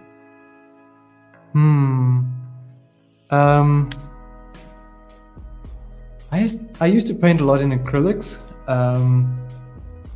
doing murals and canvas work as well. Wow. Yeah, not many. I've done a couple, but they're a lot of fun to do. But I really like. I don't work in it a lot, and I have a stash of charcoal pencils waiting for use. But I really do like charcoal. I like it's such a messy medium. Like you know if you've been working with charcoal because it's just everywhere. It's fantastic. Whereas with digital, like you might have a sweaty glove, I suppose, but I think just having the stains in your hands from the work that you've been doing, I quite like that aspect. And it's a difficult medium to control as well if you're grabbing it. So our drawing lecturer, particularly with the students that would do well with a sharp pencil or a pen, it was kind of like the people who would kind of classify as naturally gifted with their drawing ability. They could like draw someone's face like really well with seemingly little effort, but they were very much like in a comfort zone. And my lecturer would just go and say, well, here's the biggest piece of charcoal that you can purchase. Do something with this. Let's see you try and keep your tight line with a fat piece of charcoal. And it really helped to break out of the comfort zone. So yeah, I really like it because it's like working with amassing values as well, and it's tricky to like start off a bit more subtly and putting things down. You can be wild with it, but you can also be really controlled. So I like that. But oils I never really got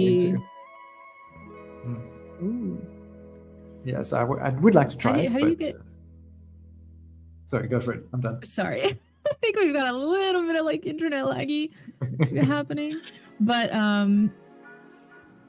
do you get past like, so every time I've done charcoals, every time I've done charcoals, my hands get messy, and then it's like controlling where the light spots is like so hard because I get like fingerprints all over it. I hate that. Yes. I hate the chaos of it.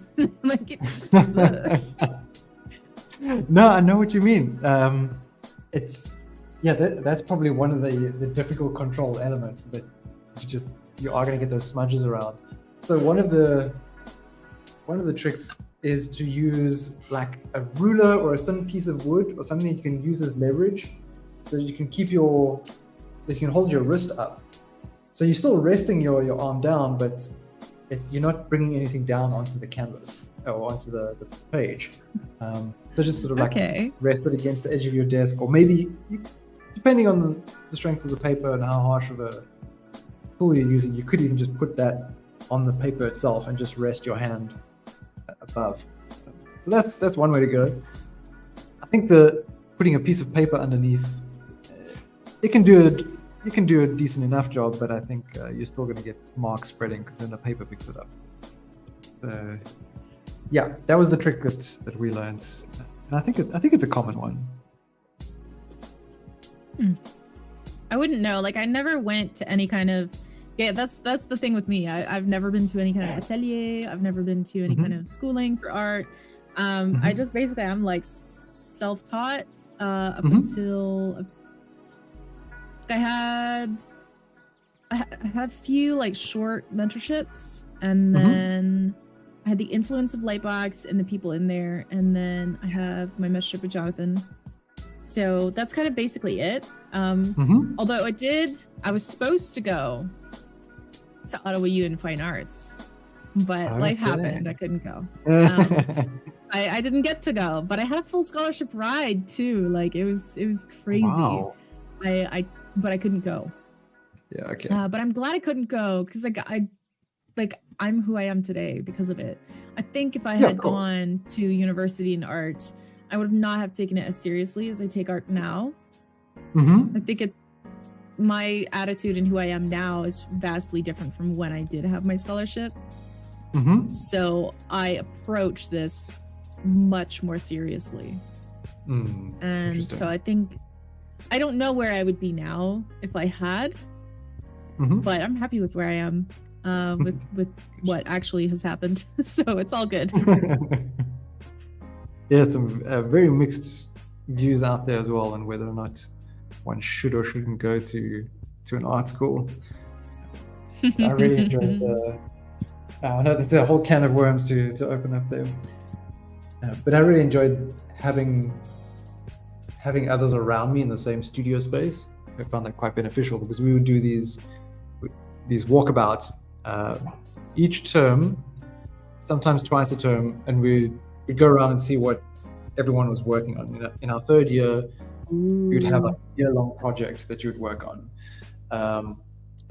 So you'd kind of have a bit of a proposal for it in the beginning, and then you still do essays and all that kind of thing, but you'd try and have one consistent project and a single body of work rather that's coherent or part of the same kind of theme or idea, and you work on that through the year.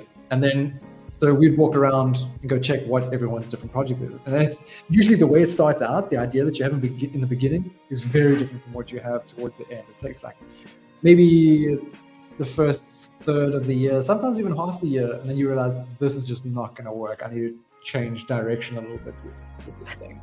But you get so much feedback from everyone. Everyone's learning as well, but they all bring something different, maybe from what they've been researching for their own work. Like, oh, you should check out how so-and-so does this or that. So yeah, that kind of input was really interesting, not just coming from the lecturers, but from your peers. That was nice.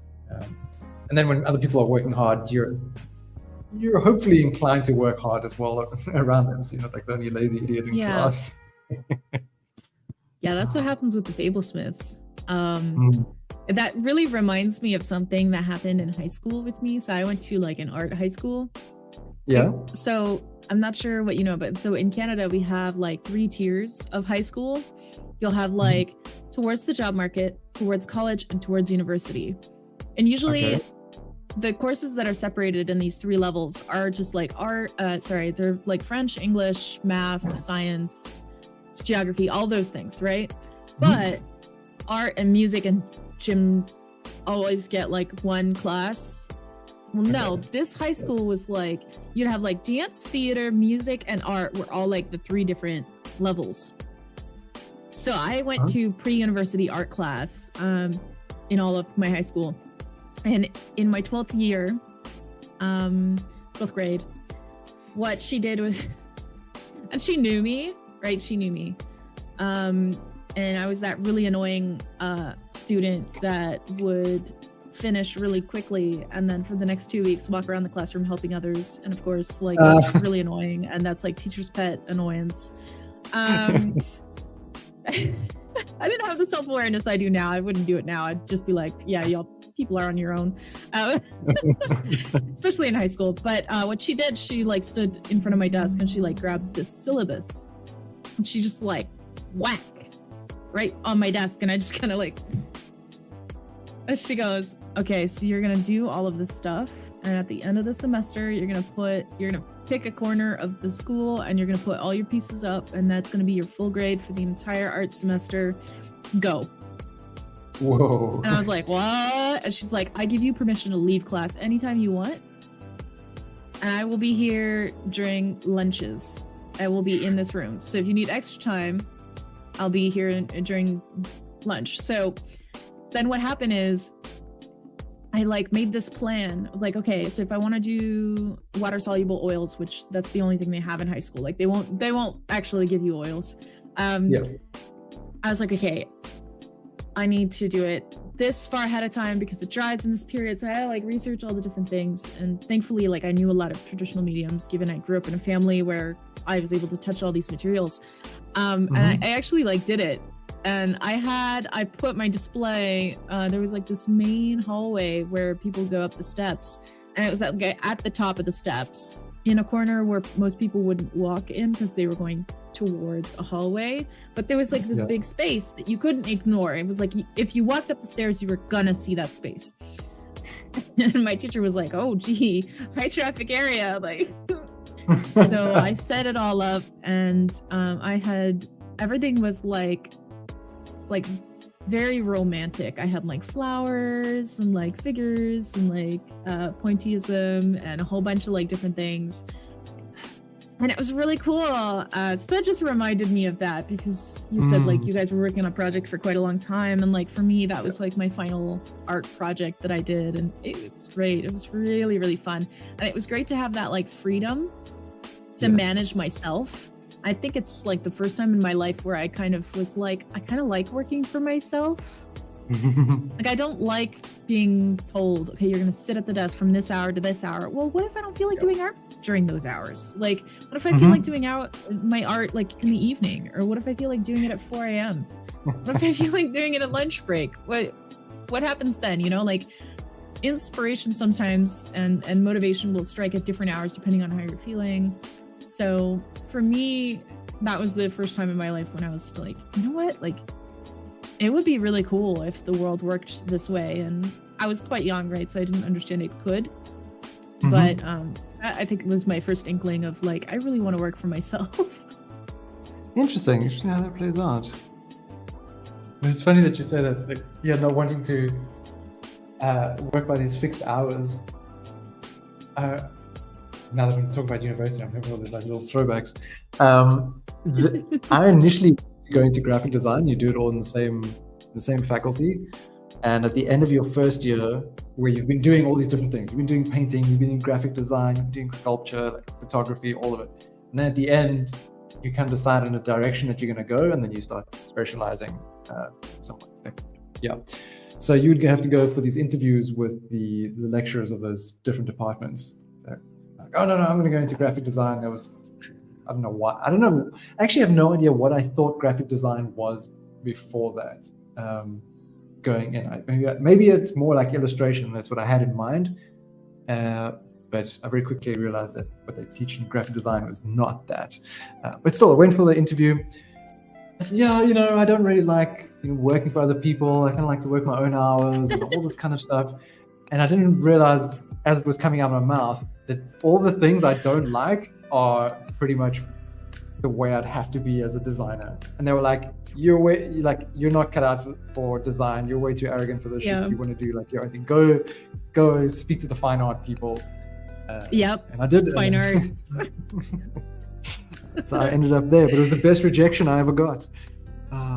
Exactly. Sometimes a no is a yes, and a lot of people don't get that. Like it's so freeing sometimes to just like let go of failure and just see it as like an opportunity to grow and to do other things. Yeah. Right. But you can't see it in that moment. It takes time before you realize, like, okay, it wasn't It wasn't such a terrible thing to happen. But in the moment, you're like, this sucks. Yeah. Like I was very upset that I couldn't go to Ottawa U in Fine Arts. Like I was very, like I cried.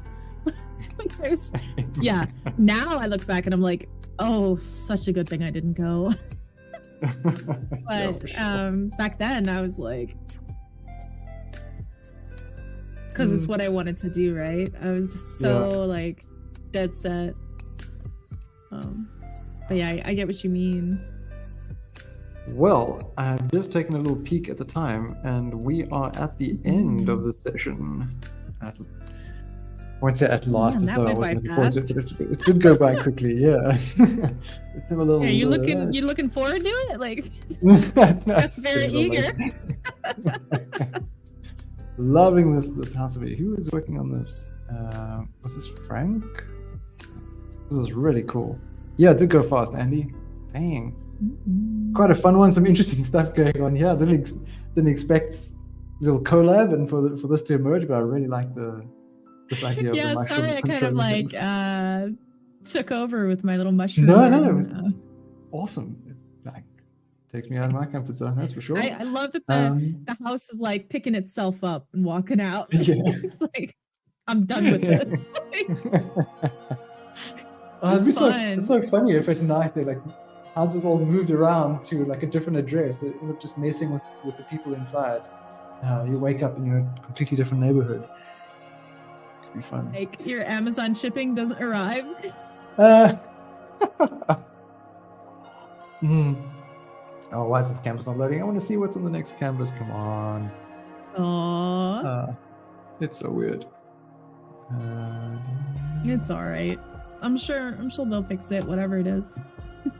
Yeah, I think it's just my connection being a little temperamental. As it goes, anyone who's been part of the streams that I've hosted will know there's always some sort of little technical misbehavior. So, oh well. Cool. So Anya, it was fantastic to have you here. Looking forward to seeing you more in the classroom and clubhouse.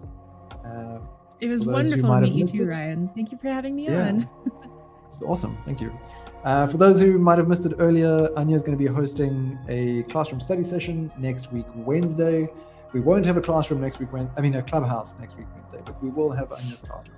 So you can look forward to that. And of course, we are still doing Monday's session, but you'll have to wait a couple of days to see what the theme is, because I forgot. It's on the calendar. I just forgot what it is. It's there. Anyway. So thank you very much, everyone. I hope you have a fantastic rest of the week, and we'll chat to you all again soon. Ciao. If I can find my outro. There we go. Bye.